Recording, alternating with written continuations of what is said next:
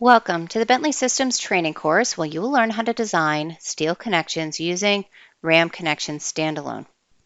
RAM Connection Standalone is used for the design and detailing of steel connections.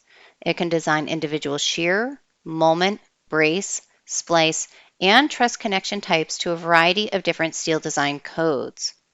In this particular video, we're going to be focusing on the workflow for assigning a double angle splice connection to a beam splice joint within RAM connection.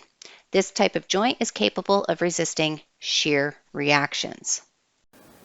We will now turn our attention to the RAM Connection Standalone application, where we're ready to assign a double angle splice connection to a beam splice. So for this exercise, I'm going to go ahead and select joint number 8. This is a beam splice joint that has a shear reaction imposed upon it. To start the design process, we will select the Design tab in the ribbon toolbar and then click on the Assign icon.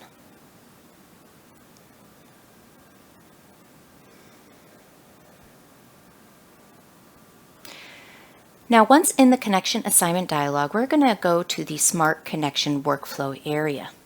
Now, the double angle splice connection is only available for beam splices, and it is only available through the Smart Connection workflow. So let's go ahead and select the DA beam splice connection, and then we'll click on the Assign button. Here we can see that RAM Connection Standalone has successfully searched the double angle database and found a splice connection that is satisfying all code check requirements.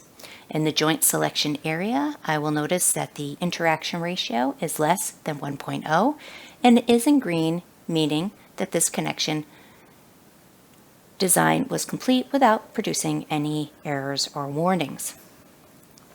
To review additional information regarding this splice connection, let's go to the Edit icon and then select the Shear Connection option. Within the connection pad, we'll be able to review the angle information that was assigned to this connection and make any changes as needed. In addition to that, we can also review the DXF drawing and access the connection report.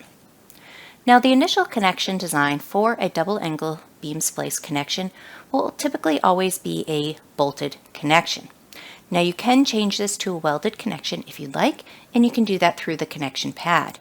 Here we can see we can go between bolted and welded for each side of the connection. If we don't want to make any changes and are satisfied with our connection design thus far, we'll go ahead and close out of the connection pad.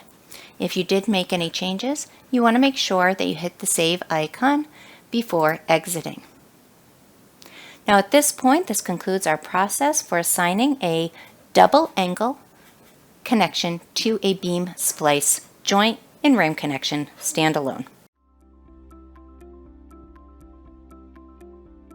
If you found this video helpful, please give it a like. If you want to see more such series, consider subscribing to our channel.